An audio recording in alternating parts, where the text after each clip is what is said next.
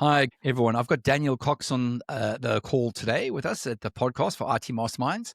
I've known Daniel for quite a while. He's actually nearby resident as well, so we have caught up at the brewery a few times in the past.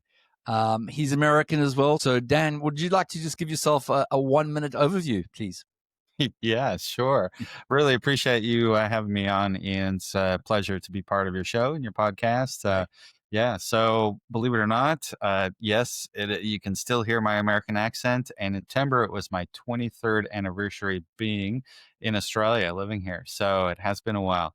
And I have had quite an interesting journey from the farm to hydro to, IT data, and then now sustainability. Brilliant, So, brilliant, brilliant. mm, So there's a lot of things that Daniel, I'm going to call him Dan for short, does and has done, and awesome and amazing to get him on the podcast today because he's got some experiences that he can talk about, and people would love to hear and relate to those experiences. Welcome to IT Mastermind Talks, your access to insights and experiences from thought leaders in the IT services industry and those that support the industry. Our podcast features not only the seasoned professionals charting their start to exit journey, but also the key contributors who help ensure their success. We delve into the diverse challenges encountered within the IT services realm, encompassing both professional hurdles and personal obstacles. Join us, be part of our growing community, and engage in the conversation. Hosted by Ian Markram of LoadingGrowth. So, as usual, we start right at the beginning. Daniel, on our sessions here, we talk about what happened at high school and how you eventually got into technology or in your case, services, whatever.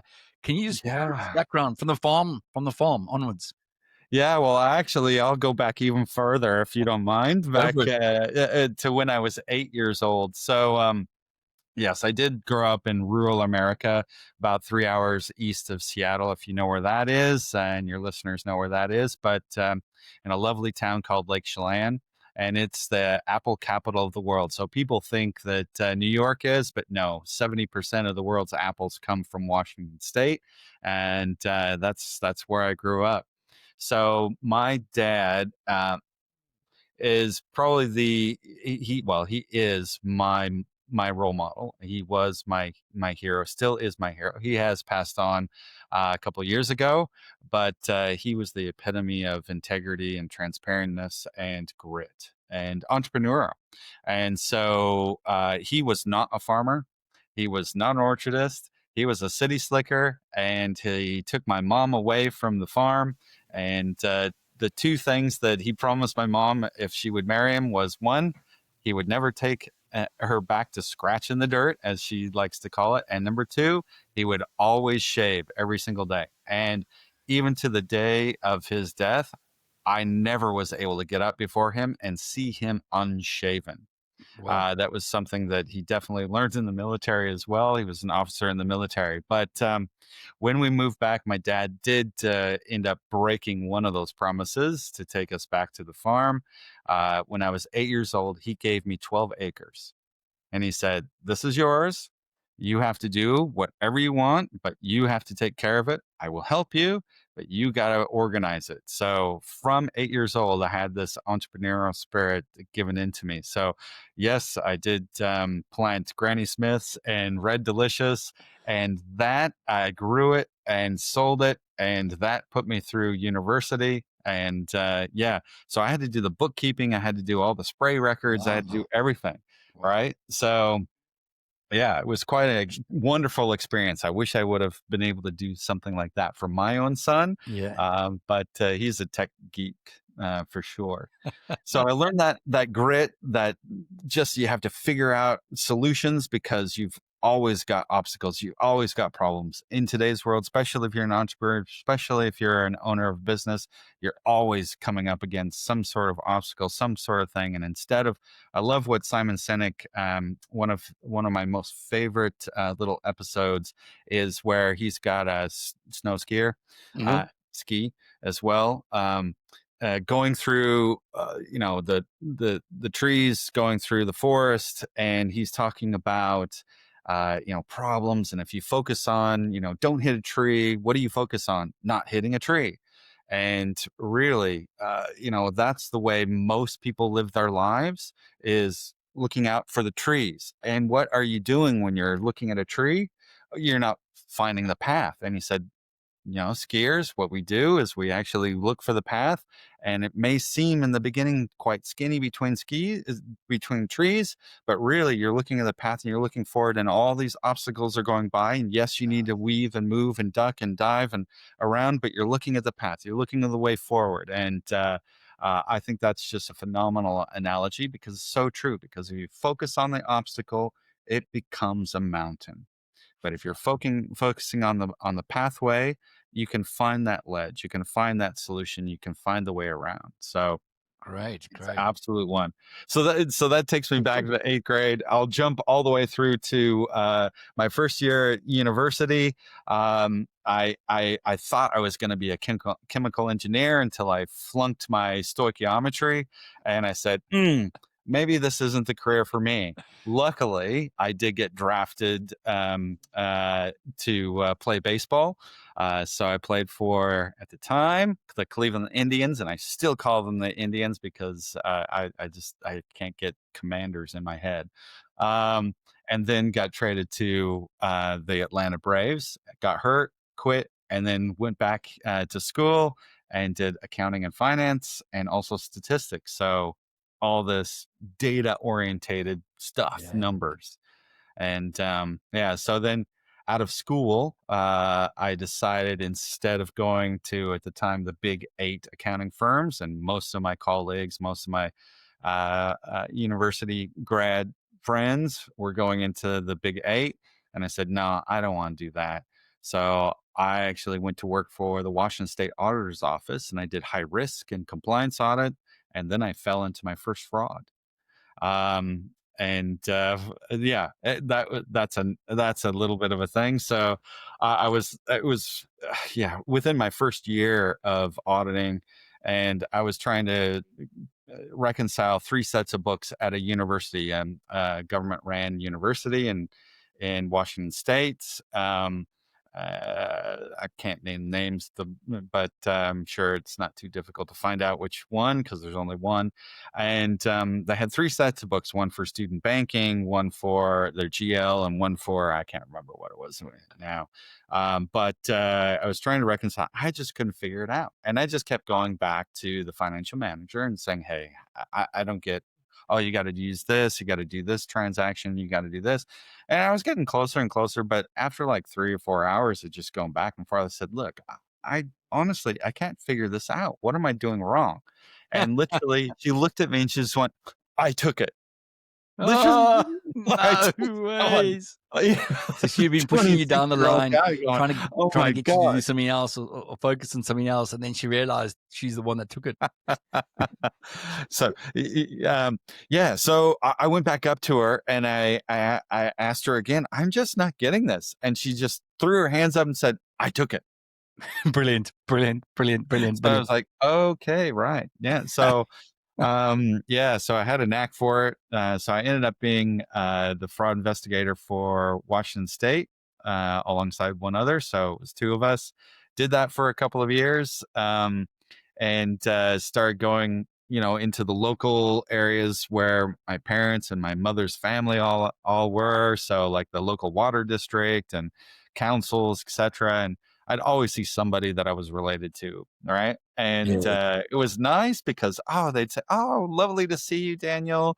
And then they'd look at me and go, why are you here? I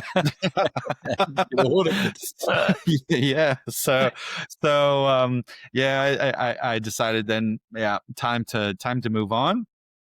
And I went to run a hydroelectric dam. So actually 2 for Chelan County PUD in Wenatchee. So Wenatchee is quite famous. You may have never heard of it, but it holds the largest data center for AWS, for Azure, for Google. Wow. And has Alcoa's pot line, so literally manufacturing pot lines. pots and pans, as well as now Amazon's largest distribution. It also houses a separate estate for Boeing. So in the 70s, they put in an estate there so they could fly in and fly out their employees, the executive community, because it's like a 40-minute flight to Seattle. So the reason why everything is there is because of the Columbia River, the water. So things can be cooled down. So data centers can be easily cooled, cheap water, but also the cheap power. So they can get something like 3 cents per kilowatt hour. For sure. Wow. Yeah. So I decided, that I wanted to go and work for Chelan County PUD. So I was the financial manager for 2 hydros, Rocky Reach Dam, and then the Lake Chelan Dam. So those Nice. were, about a $2 billion asset. And I really enjoyed that. One of the biggest projects I had was I was supposed to come up, and this is 1997. And this is really a precursor to what KPIs are. But we started doing KPIs. And so I was in charge of the whole thing across the organization. And, this is not just power generation, but it was also transmission. It was also selling. So we had energy cells, et cetera. So we had guys, that were government employees making well over $1.5 million a year in 1997 selling electricity, right? So we had parks, we had fleets, we had maintenance. So I ended up having 275 different KPIs across all the different departments. Quite a few. Yeah. And this is a good little anecdote. So I sat down with my COO, and I started going through all of them, and he's like, "Yeah, this is awesome. This is awesome. This is good. This is going to make so much easier for us to manage the entire operation." Yeah. And then after about 35 minutes, he's like, "I'm not seeing a metric." What? He's like, "River temperatures." Okay. What does river temperatures have to do with anything? He said, "Well, actually, it's about the difference, the delta between before the dam and after the dam. Because if it's a 1% difference between temperature, in other words, after the dam, the water's churned, it heats up. It means that the fauna, like the salmon, the endangered species, could actually be disorientated, and then predators can come in and take advantage of that." Wow. So that is a significant factor, because the Native Americans then have a possibility breach of our contract with them, because that inhibits them from their fishing rights. It also breaches, the EPA for ecological and issues with maintaining species, all that kind of stuff. So then, all right, okay, that's fine. So we need to then spill water instead of generate. But then we also have to remember, well, if we don't generate enough, we might be in breach for our investors, which would be like Alcoa, City of Seattle. And so we would be fine. So it's a definite balance. And I said, well, I'm not sure how I'm going to do that, because I mean, there was nothing back then to actually move data like there is now, right? And really IoT didn't exist, but I put sensors before and after the dam, and we used microwaves to send the information to the head office. So I had a little ticker tape on my Outlook Today page, every 6 seconds updated of river temperatures. Wow. So because it was a major thing, because you could be really millions of dollars So back you and forth. got caught up in the sort of the moving data from the sensors to the office. Interesting. That's it. Exactly. And because of that project, I really got into data, because we needed data more real time. Now, that wasn't possible at the time. 24 hours was the best. And we were just starting to dabble. And I know that you remember this name, starting to dabble with Cognos. Yeah. So for your listeners, if they don't know who Cognos is, back in the day from 1997, 99 to 2004, there was only two real companies, right? There was Business Objects, who got bought by SAP, and then Cognos, who by 2004 was bought by IBM. And those are the two business intelligence or precursors to all of our ideas around analytics. Oh, definitely. And so we got started working in that, and that's where I moved from really being finance orientated to really data orientated, because I needed that data. I needed to support all the decisions. And at the time, we were doing a monthly book that was coming out every 6 weeks. So a Wow. monthly book coming out every 6 weeks. So we only get 11 books out of a year, right? And it really was like 300 pages. And we used, I don't know, like 12 pages of that to make real decisions, right? But that, yeah. So out of this project, the data project, I started getting data nearly 24 hours, which was real time back then. And it was quite advanced. And then I loved it. And I said I called up the CEO of Cognos, Ron Zambanini, and he actually answered the phone. And I said, "Hey, I want a job." He's like, "What?"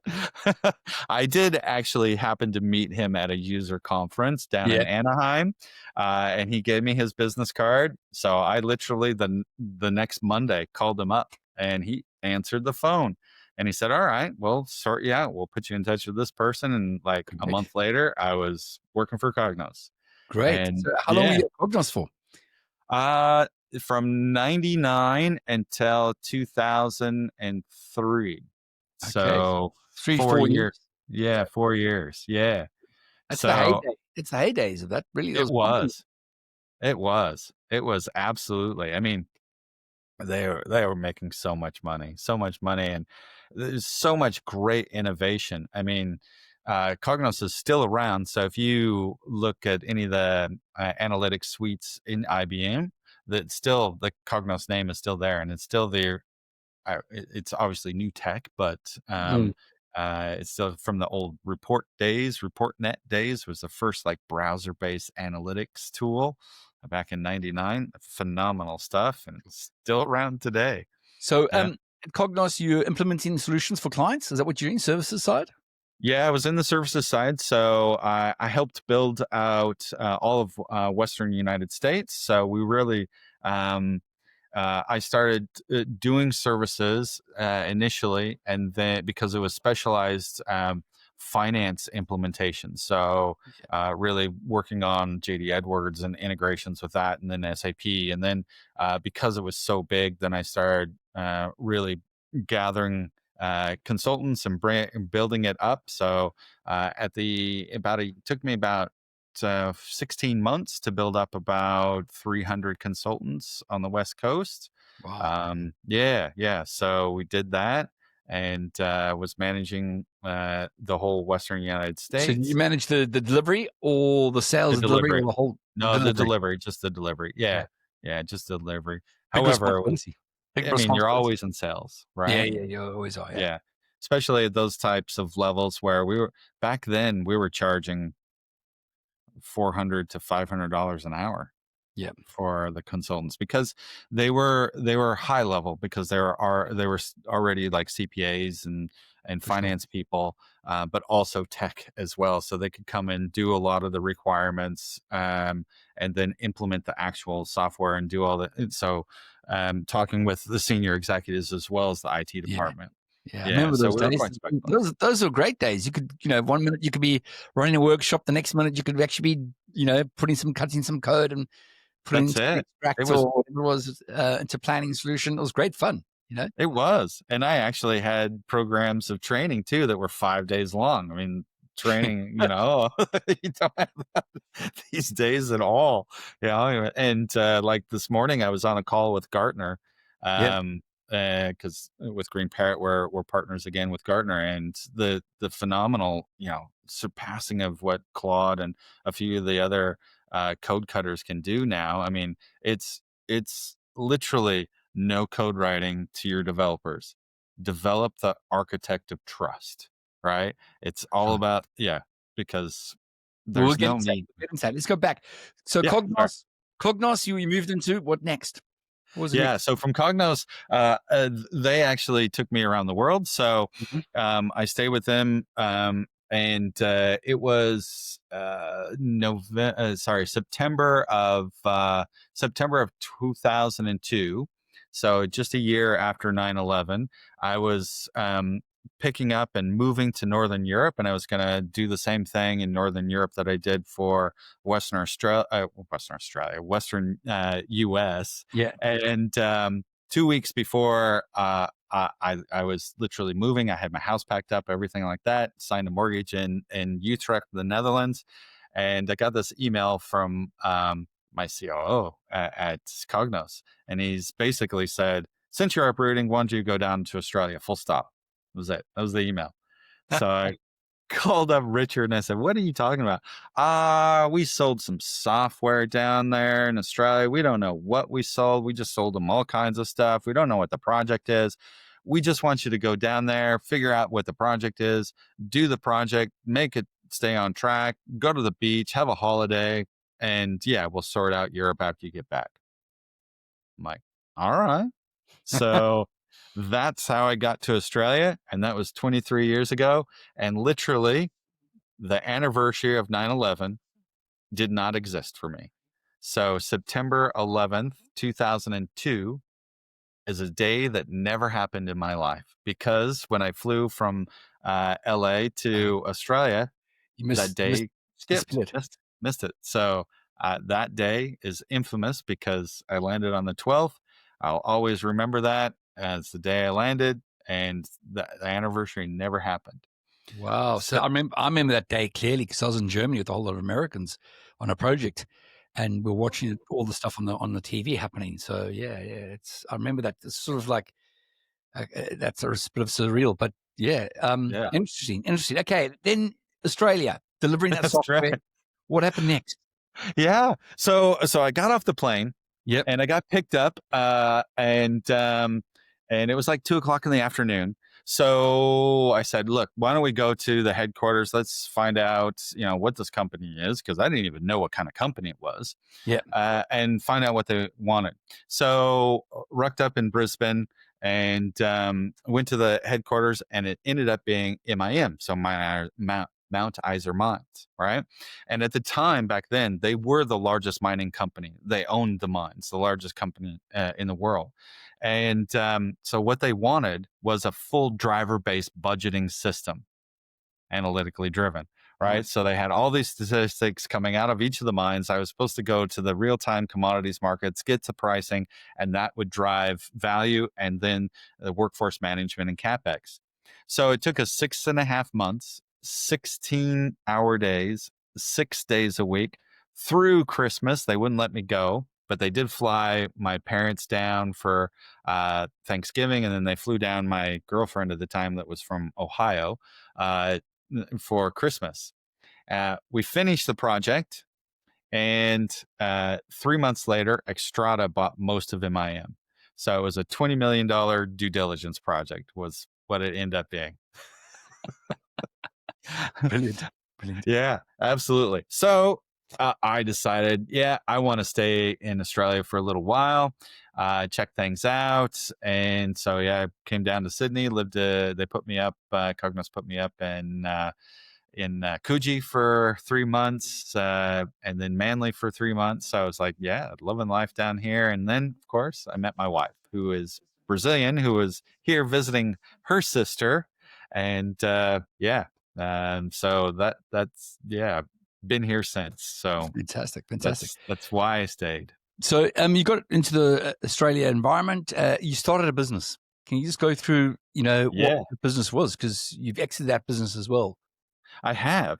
So with Cognos, their model down here was not to have any employees, that it was contractors and consultants. So I contracted with Cognos, got that kind of going, got a bit of clientele, etc.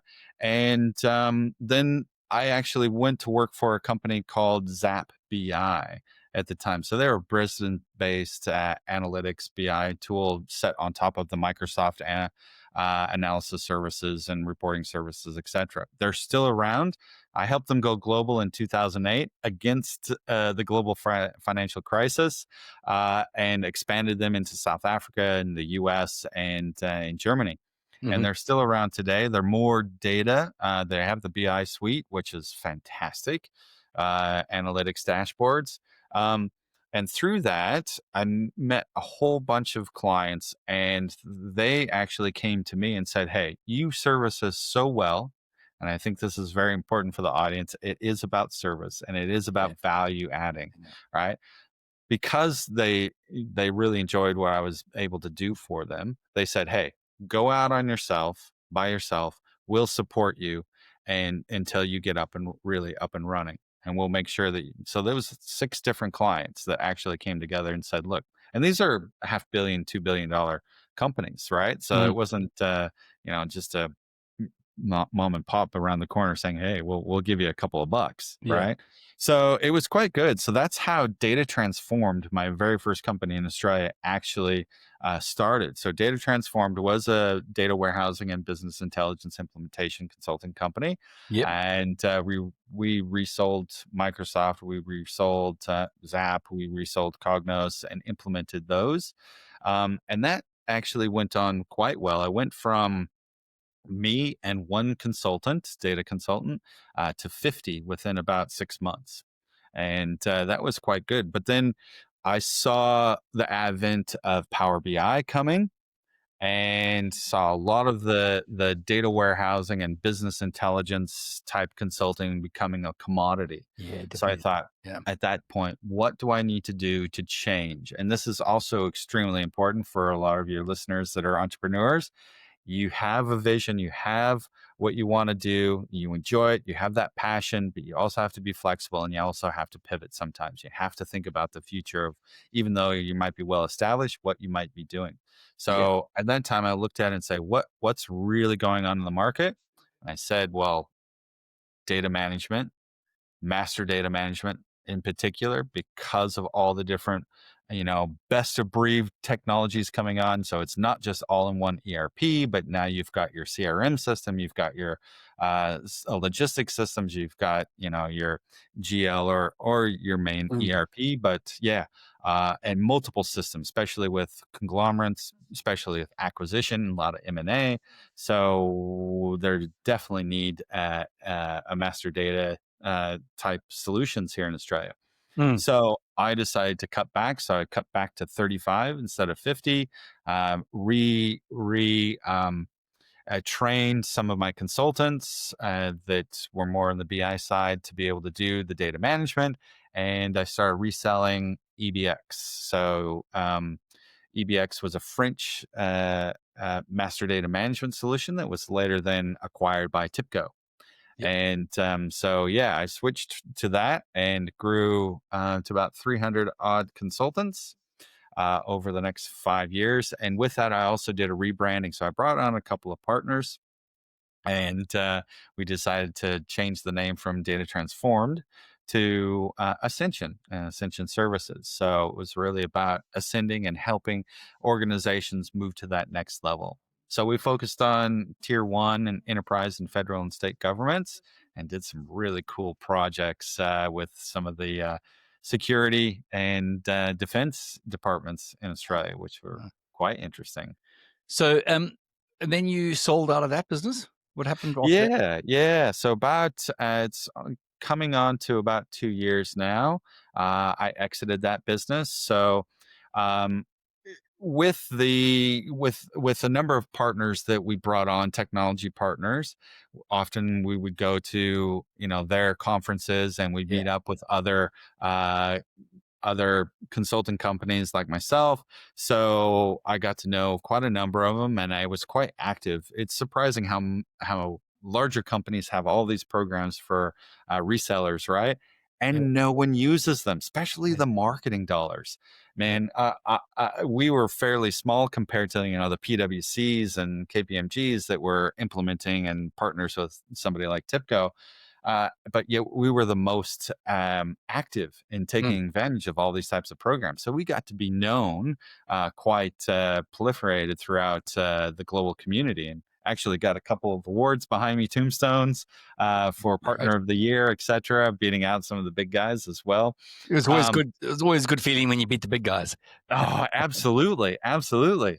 And because of that, I actually got in Gartner's critical services for MDM, Master Data Management. We were listed in the top 20 of service providers globally. Wow. So yeah, Wow. that That was is pretty awesome. impressive. That is That pretty was impressive. awesome. Yeah, absolutely. That was neat. That was absolutely. You had Accenture and then Ascension, and it was like, that was awesome. Absolutely. So, yeah, so I got to know a bunch of them, and I ended up knowing really well the chairman for one of these other groups. And they were not in Asia Pac, they were across North and South America, Europe, and Middle East and Africa.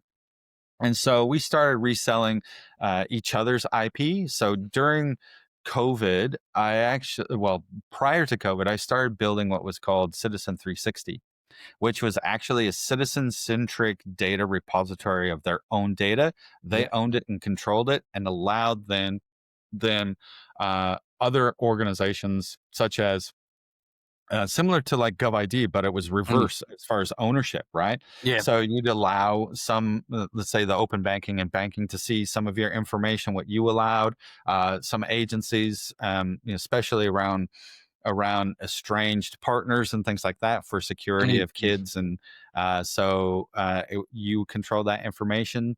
And that actually bore out of one of our implementations of the Northern Territory government, because they have a lot of issues up there with security, a lot of issues with estranged partners, et cetera, and violence against, minors, et cetera. So being able to do that and be able to control that information and only allow there was less issues. So we built that, and during COVID, that started to become as well the forerunner for vaccine passports and things like that as well. So that way, it wasn't government led; it was private led. Well, we ended up um, reselling each other. So this firm out of France started reselling Citizen 360 out of Europe, and we ended up saying, well, why don't we sell each other's IP? And then he actually suggested, well, why don't we just take that a step further? So they ended up acquiring us about 6 months after that. So it was fairly quick. Yeah. So 20 end of 21 22, we ended up getting acquired. And like most organizations that's well established, they say, well, the entrepreneur, thank you for having you, we appreciate what you did, now see you later. Sure. And off you move into the sunset. So That's so it. that's Exactly. so that's Exactly. so that whole process. How long was that year? I mean, sorry, how long was that company around for? 15 years. 15 years, long time. 15 years. Yeah, it was it was my baby for sure. For sure, for But sure. Everyone's yeah, baby. You grow up and with the whole with my company, we were like, 8 year, not 15, but we every spare minute you're thinking about the company. exactly. Even more so than your kids, unfortunately, in some cases. So In some so cases. Mm. so that's that challenge, and then you have to actually sell it or move it, pass it on. So you learned a lot going through that Oh, I experience. learned a lot. Selling a business isn't easy. I've helped 6 other businesses sell, and it's not an easy process to go through. And I always say to people, make sure whenever you go through this process, you're ready up for it, and you know that you're probably not going to get what you really want out of the deal. As always, as you go into it, you think you're going to get all these grand ideas that come in your mind, but not half the time it doesn't really match that. To be honest, in my experience. Um, Agreed. so, just talking a bit about your journey and your growth and everything else, you did have a bit of a team. Was a team all local, or do you have some offshore talent building some of the products as well? What happened at the end there? Yeah, yeah. Just on that comment, Mm, Ian, I think it's an extremely. I did not have representation, and I did not have somebody in my corner to help me advise and yeah, consult. And I would definitely encourage, that was a mistake that I made. For sure. And I would encourage anybody that's looking at M&A or exiting, that they actually have somebody to coach them through it specifically. For sure. Definitely. Yeah. But I did have an executive leadership team, Yep. which was great. They were excellent. So full-time COO, CFO, CMO, and head of sales as well. So it was a full, and I really enjoyed that because I really love developing the team and Yep. developing individuals. Nice. And I have always looked at my position in a leadership position as a role to help not just build people and develop people, but also to remove roadblocks. Right. So if there's something specifically that they need help with, how can I help them? Yep. How can I remove that roadblock, etc. So it was good because they certainly did help through that whole process of M&A. Yep. It's something that I love startups as well. I love the spirit of it, but I really love building the team and Sure. seeing them achieve, and that's such an excitement when I can see them do something that they've never done before, or have that achievement. And when I talk about the tombstones or making it to Gartner, there's no way I would have even come close to even contemplating that if I didn't have amazing individuals. For And I sure. think that's Mm, huge. I mean, we always want to try and strive to hire the A-class person, and we should. But I like the analogy as well that the SEALs use as far as trust versus performance. They would rather have somebody that I mean, the best person is high performance, high trust, for sure. but I'd rather have but someone with trust more that's than it. in More performance. than performance, Yeah. correct? Because you can actually rely on them, Yeah. right? And that's extremely important. And I found that through COVID as well, and through some of the projects that came against some big odds and big personalities and things like that. So it was quite important that you bring those people along with you and help them. For sure. So So your team, was it all local, or did you have offshore as well, onshore, or did you just have with a team delivering? yeah, we were across ANZ as well as Southeast Asia. So Mhm. the last 3 years, I expanded into Singapore, Indonesia, and Malaysia. And so we had an office in Singapore, we had an entity in Singapore, and we had an entity in Indonesia. Yep. And I sent one of my right hand man up to Jakarta, and it was supposed to be a 6-month stint, and I believe he's still actually there. Actually, I know he's still there. Yep. And he's loving life up there. For So sure. he's really enjoying it. For sure. A lot So of traffic in Jakarta. A lot of traffic. That's what I'm going a to lot say. of traffic. Yeah, absolutely. A lot of traffic. So the team, you've obviously learned a lot through everything that you've done up to the stage and the conversation. You had some time off after the exit of that business. How much time did you have off, and what did you do to rebuild the energy and realign on what you personally want? Yeah, I think it's extremely important. Part of productivity is your rejuvenation and refreshing, right? Yeah. If you're tired, you can't be as productive. And certainly as we get a little bit older, that is more needed because, thinking is difficult. And that's what we are called to do, is to think and to vision and to communicate that. And I took off probably only a couple of months, and my wife probably would say that I didn't take any time off. My mind's always going, and visions of new ideas constantly come in my mind, and things that I want to try and do. So I probably only about took 2 months off, and during that time, I did a complete renovation to Mhm. and fix and flip. So I acquired a house because of the farm. And because it'd been so long since I really had my hands on something, in 2021, I opened up a property development company Yep. and started doing fix and flips. And so, with my time off, I actually did that completely all by myself, fixed it and flipped it.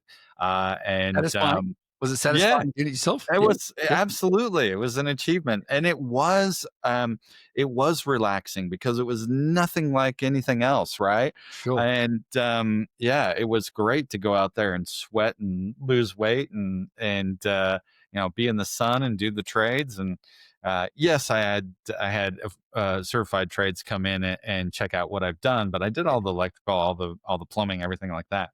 Yeah. But in the end of the day, it's still about data, right? Yeah. It's still about data and still about, how can we do this better and what the market is and all that kind of stuff. So it comes back to all the analytics anyway. So So you got dragged, you had your time, a bit of time off, and then you started to think and visualize about Green Parrot.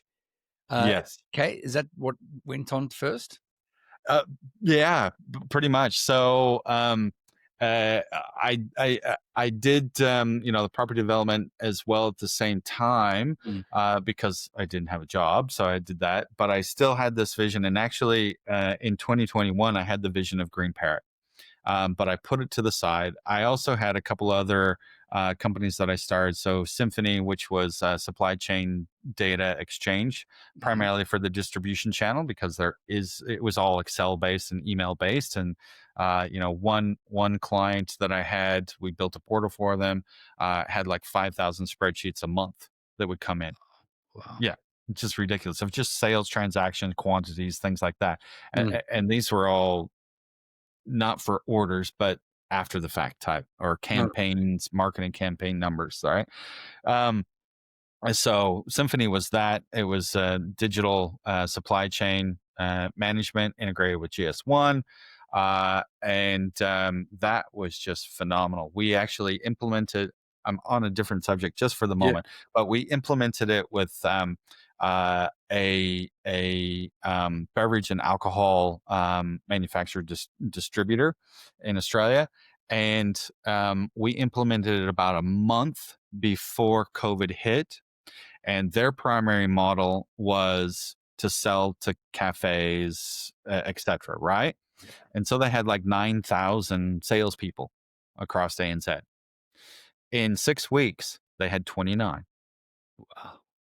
Sure. and because of the software that we put in, that we actually put a special module in for them that was able to buy.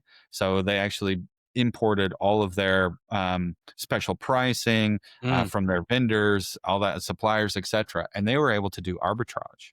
Basically, from the special orders they could buy because they had been able to buy huge bulks, and then from gray potential markets as well. So Heineken from Mexico, which was legal, but they could make it for less than the original Heineken out of the Netherlands. So they bought bulk from there and was able to resell to Heineken here, let's say, and make $2 on each bottle, for For sure. instance. So in 1 month, they made $40 million on arbitrage using our software. So they canned all their salespeople, and basically, yeah, it went from like, I don't know, 12,000 people down to like I said, 29 people. Yeah. Yeah, so they completely got out of the full distribution. They just do arbitrage, and that's their business model to this day. Great. So you So even changed the business model through yeah, some yeah. solutions you provided. So what's happened with that organization? Is that just a one-off project, or what happened there? Well, so I originally founded that company called Symphony. I was originally was running it as well as Ascension, Yeah. but Ascension was really starting to grow. So I actually handed that off to one of our partners, one of my business partners. He ran it, and we decided then to exit that business about 4 years ago. Mm. And so I sold that off. One of the partners decided he wanted to keep that, and so he's doing consulting out of that and keeping the IP. which is totally fine. But I learned a lot about building that type of platform, as well as the Citizen 360 platform for identity, et cetera, and how data should be done as far as data constitutions, use of data. And then Symphony was all about the supply chain, the exchange of information and that data, et cetera, and how to work with multiple organizations as well as consumers. So I'm telling you all this because part of Green Parrot is this B2B, B2C, right, concept. And so Green Parrot is about the ability to get information that the brands or my clients would own and have, so their ESG and sustainability information, out to consumers at point of change or point of sale, right? So literally you're coming into the supermarket and you see a sign that says Green Parrot, this is an organic apple, right? And so you pick up the apple and it's got a logo with a star rating on it saying it's 4.5 stars, and it's got a QR code so you can go ahead and scan it. And then you get the impact of what the metrics are of that particular product, right? Yeah. So it can be product or services. So that particular apple. And so it gives the information that the company has about that particular product. But we go far beyond that. So now we're actually doing traceability. So food security. So the ability to trace that particular apple back to the actual farm. Brilliant. Right? So Brilliant. literally gate to plate, right? Yeah. So the ability to say, yes, it came from that block, and that block is certified organic. And we can make that claim, and then we can actually put that in the UI for the consumer to say, yes, it's certified, or yes, they are certified for anti-slavery, or yes, their carbon footprint is this. Now, most consumers don't care that they're net zero right now. What they do care about is the progression, and do they have programs of work to do that? So Green Parrot was this idea of, yes, we can standardize a rating for products to be able to allow consumers that information and that transparency. We're independent. Now, we're not the only ones that have tried to do this. There are a couple of competitors in Europe, but their problem was that it's solely scientific. Not to say that calculations for carbon sequestering or whatever isn't scientific. They're fairly simple. But what does the consumer care about the algorithm? They care about, well, is it good or bad? Yeah. Should I buy or not? Right? And so there was most logos or most sustainability standards have like a letter. So either A through G, right? Is A good or G good? I don't know. And it's not dynamic. So you might see it on the milk carton, but you have no idea what it is. So the consumer would have to go to the website, if they knew what the website was, find the product listing for that product, whether it's Nestle's Kit Kat or Fonterra's, milk, and then they get to see the science and say, oh yeah, it's 250,000 tons of CO2 annually. Great, right? So Nestle in particular has done this quite often to trial, new technologies like this. So typically it's going to cost them 250,000 euros for one product to be certified for a year. They have never renewed, but they keep trying. So why? Why do they do that? Well, because there's no benefit for Nestle, for instance, right? It doesn't help them to either increase quantity or attract a premium for a sustainable product, because one, the consumer can't see it's sustainable. Two, there's no interaction. Yeah, exactly. So we are in essence a marketing company for the brand to get their narrative out. And I learned this as well, because even back in the 70s as a farmer, we were changing irrigation from overhead to micro sprinklers, right? To conserve water, not because somebody buying the apple wanted that. They had no idea. We were doing that because it's cost savings, plus we're conserving the water. We're conservationists by heart, right? So Green Parrot is accumulation and a combination of every experience, every career that I've done to date. Okay, So so that's why it's so important. that is amazing. So let's just quickly talk a bit about Green Parrot now. It's been running for a couple of years. You've got a team to develop the software. Where are you in that journey of commercializing it, taking it to market? And Yeah. is it a SaaS solution? What's it built on? Let's get some stuff behind there. So because of everything, I haven't really been able to focus on it until this year. So it's only about really, truly 8 months old. We are a SaaS solution primarily from a brand's perspective. So, right now it's $15 per product per month.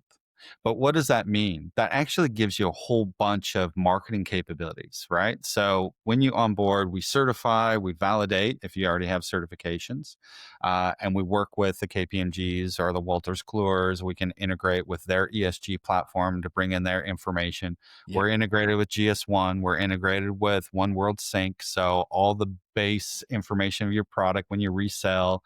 For those people that don't know who GS1 or One World Sync is, they're the ones behind all barcodes, right? So when you scan out at checkout, it goes and checks out what GS1 is and all the information. So your ingredients, allergens, it's not mandatory, but there's only like about 15 fields that are mandatory, but they're up to, like, in Australia, there's up to 7,000 fields you can fill in.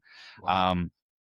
There's superset down here in Australia, but it's being used more and more because data needs to be more and more accurate, etc. Especially for e-commerce, especially for between suppliers and distributors and transport and all that kind of stuff. So that's really becoming the necessity. So we're integrating with them. So we're bringing that information so that it's less and less need for the marketing department, the sustainability department in brand owners to maintain and produce all that information, because we'll go ahead and bring all that information in through AI. So it is a AI. Well, let me take one step back.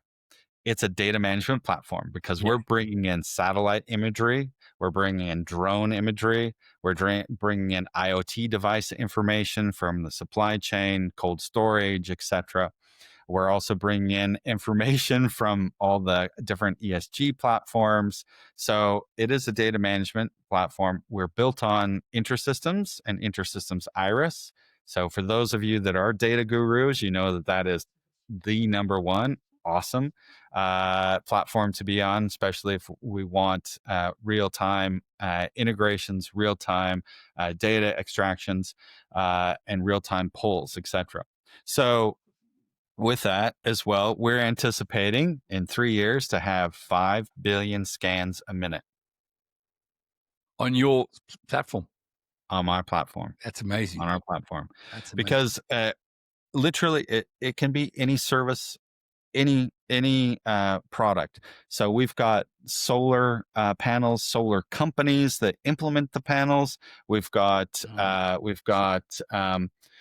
laundry platforms, retail laundry. We've got laundry mats. We've got Amex to do their transactions between bank accounts and POS systems.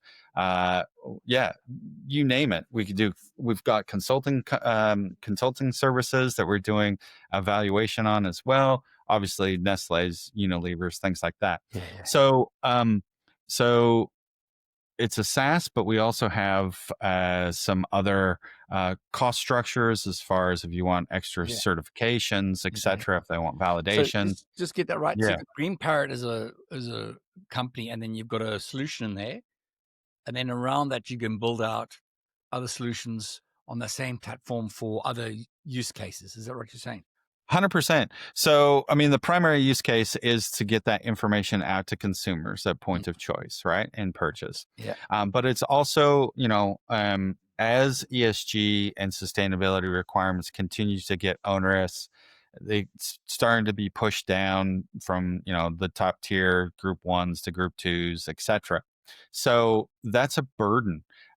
And to truly be able to map a product across its value chain from plantation all the way to consumption, You might have 10 different steps in there. You've got the farm itself or plantation, you've got the transport, you've got the warehouse, you've got the packing, you've got the manufacturing, you got transport again, then you've got storage, and then you've got, the outlet, etc. Yeah. So most people, when they're trying to solve that particular ESG problem, they're looking at one singular product or a group of products across that whole supply chain in silo, right? Green Parrot is, let's solve this box. And guess what? Kawasaki and Maersk as transporters are brand themselves. Let's do that box. And as we get bigger and bigger and more of the pieces fall in place, well, guess what? Now we know that Maersk is part of scope 2 or scope 3 for this manufacturer. And so now we start to see the whole scope instead of just focusing on one piece. We're starting to build that whole map out. And that's the ultimate goal, is to really be the world's most well-known logo, because we're the logo behind everybody's sustainability story. Okay. So making that transport. So yes, data is going to be extremely important. Yeah. I've had insurance companies now come to me and say, hey, we want your data because you're getting more real-time data than I can get. And especially for like prime producers, for instance, right? They might get 1 or 2 feeds a year on their insurance, right? And here we're able to do it, near real time, let's say, on some stuff, and some stuff maybe a week, you're becoming more of etc. a data broker? It is, absolutely. It is exactly that.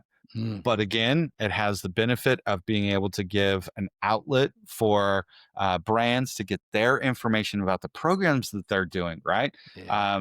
And then to consumers to see that information For sure. and bringing that whole community back together much closer. So another element is we are capturing all the information from your scan, right? In real time, so that a brand can hyper personalize anything that you want to see. Nice. As well as then, right? We know you scanned it. We're connecting to loyalty programs. So you use your loyalty program on the way out to buy. So you scan it there. So now we can say 1 for 1, you scanned it, you bought it. Or you scanned it, you didn't buy it. You scanned it again. Why? We can ask a really good question.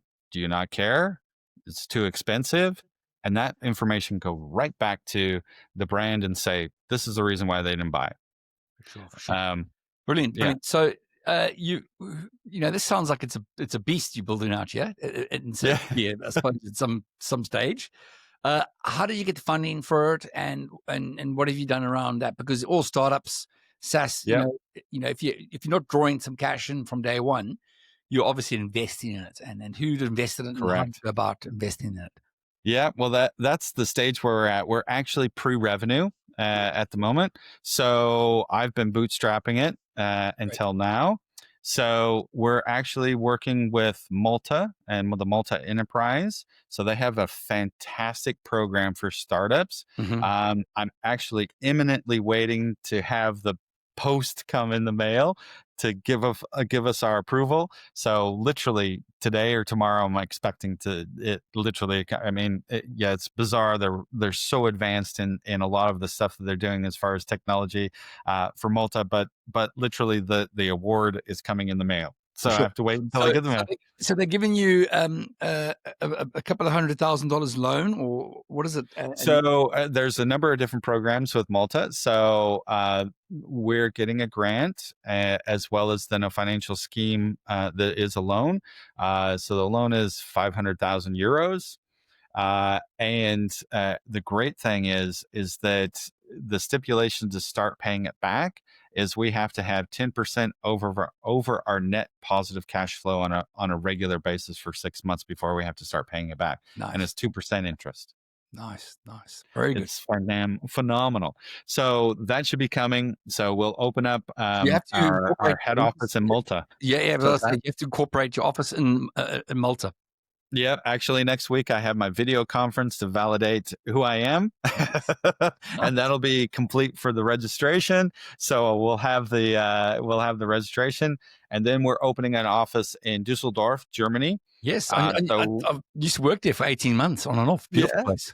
It's lovely. Absolutely. My CSO, my chief sales officer, she lives there. She's from there. Yep. And we're launching officially in Germany first Great. because they're so progressive, right? And they have such great programs. They're giving us, the government's already ready. I mean, it's taken us about a year and a bit to get through Malta. It's taken us about 2.5 months, and Germans are already ready. Let's go. We got money to give you. We want to, Sure. but Germany is going to be the subsidiary to Malta. So finish Malta, and then Germany's coming next month as well, just after. And that's a bit of extra funding because I've got startup packages. They give you free office space as well, and depending on where you're at, you get higher grants as well. Great. Um, and then at the end of November, I'm actually headed off to Geneva to meet with about 50 family offices. Nice. So it's an Very good. event Very that good. was put on by my one family office that's my lead investor that I've got, and so they're bringing me in to do a lunch with. I guess around 50 family offices will be Great. represented. Great. Well, good luck So with that. Good luck for that. It's yeah, exciting. Exciting to hear. it is. When you get It's back, so finally bringing. I'm going to be overseas as well. But when I'm back in February, we should sync up Yeah, again. Maybe go to the brewery and have a beer and have a chat and find out how that's all going, because it's quite exciting time. So you it get the is. fundraising cycle for next couple of rounds, and then basically from there, you're obviously going to scale up. What Yeah. put the money into marketing or Yeah. more tech. So our number one expense is marketing. So our number two is the platform and infrastructure. Mm. We built a POC, we built an MVP the traditional way. Our production platform was built on AI. So everything built AI reviewed though by our architects and our programmers, but literally new modules we're releasing in a month time frame, right? Because It's you just because you can do it so yeah, quickly now. It's phenomenal. correct. Absolutely. I think of something and they go, oh, well, actually, we can do that quite quick. So it's really good. One of the things that we're also doing, and why I also suggested that, as sustainability and ESG requirements are getting pushed down to the smaller guys, is that, the SMEs are not going to be able to afford a lot of this type of stuff. So we wanted to onboard a number of SMEs so that they could see that they could put that kind of information in. We can do, really good, lightweight, correct and accurate information so we can start producing a printable capability for them in line with the 17 sustainability development goals for the UN. So things like no poverty, zero hunger. What are they doing with that? What do they have a policy? Make sure they have one. What is the program that they're doing, etc. So they can participate as well Yeah. and be able to provide that. So There's so many opportunities around that. It'll be yeah. interesting to see where that goes. So, will you have to do a lot of flying to Malta, because it's not a bad place to go for a holiday? I can't wait because I'm really really excited about it because my COO who lives in Denver is moving there, and he'll head up the office there, and then my CTO who's in That's awesome. Auckland will be Okay. moving as well. I'll stay in Sydney, but definitely so want to take the family on a regular basis for sure. So Fantastic. Well, that's good news. So that's the one thing you've been working on, and yeah. you've got another two opportunities that you're working on. One is around a fintech startup. What's that a Yep. bit about, Dan? Yeah, so Renovest Capital, it's a fintech. It's AI driven as well, but there's a gap in the Australian market that I saw because of my property stuff. I'm always going out trying to get other people's money, right? Yep. Private investors or money lenders, etc. So a lot of them have been family, not my family, but family individuals. So and high net worth, etc. And it's very difficult, even though property is secure, you see it, but it's very difficult to go out and get private money. So I've actually built up a fairly good network over the last few years, but a lot of people don't have that capability, especially if they're trade. They're trying to, do their own fix and flips as well. And there's a lot of people in Australia that love to do that, right? They'll do on like 2 or 3 houses a year, but there's always shortfalls. So they'll go out and get prime lending, usually by either one of the big four, but typically for a fix and flip, it's going to be the second tier lenders, right? So Yeah. a little bit higher interest, et cetera. And there's always going to be a shortfall. And typically they're only going to do 70 to 75% of your lend of the acquisition. And then of course you've got, a couple 100,000 there for the shortfall, and certainly a couple 100,000, if not a $500,000 for renovation, et cetera. Yeah. So my fintech specifically targets the renovation and property development market for shortfalls. So we would be a second mortgage, and obviously it's a little bit more risky, but the idea behind it is that we're actually minimizing that risk based off of being able to bring in a lot of information that most portals, most lenders don't do. So their feasibilities, their past projects feasibilities, their integration with their bank accounts, project bank accounts, their personal stuff, as well as then the networks that they're in. So I belong to Property Lovers, which has like 1,500 different property developers and investors in it. I belong to another one out of the States called Deal Titans that probably has about 700 global, right? So being able to bring in those confidences, but also integration with other prop techs as well. Yep. So in Australia, there's like 3 or 4 prop techs that I'm integrating with. One that's council DA requirements, one that's certification on sites, etc. So the ability to bring in all that type of information and have an algorithm that I built that allows me to really see what that overall rating or risk analysis is of that individual, and be able to either instantaneously, if it hits a certain threshold, then I don't even have to be involved. Right, it just automatically generates all the paperwork, all the mortgages. It does all the caveats or second mortgages on the titles, all that kind of stuff. Don't need a solicitor, don't need anybody, and it's all geared towards settlement. So usually it's the last 6 months of a renovation. So that's, again, less risk, and it goes right to settlement. We're second mortgage, so we're second cab off the rank. Yeah. And so that's the fintech.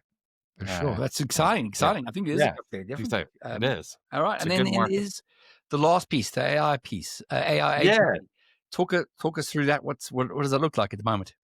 Well, I belong to so one of the things that all entrepreneurs and certainly senior executives should have are coaches, and not just one coach. They should have multiple coaches for different things, and so you can bounce things off, and not just mentors. I'm talking about paid coaches, right? Because you need to develop. I need to develop. The more I develop, the better I can service and give value to other people, right? Part of that is I do have a mentor and coach out of the U.S. He's got a number of companies. I think he's at 7 now AI companies, but he's in the last couple of years. He's really been into roll-ups, M&A roll-ups, and I've learned a lot from him as well. And prior to that, he was in property, etc. But his mindset in this case is actually combining M&A and AI. So prescribing an M&A roll-up in AI. So there's 50 of us globally establishing AI agencies, and we will roll up together in about a year and a half, and then on-sell the whole thing together. So it's just to blow your mind. So we're all aiming in about 12 to 24 months to get to around the 4 million EBITDA. So if we hit 4 million EBITDA, the roll up then together is worth about 2 billion. Yeah. Brilliant. And do you have a team of people doing that, or how's that working? What's the service you provide in there?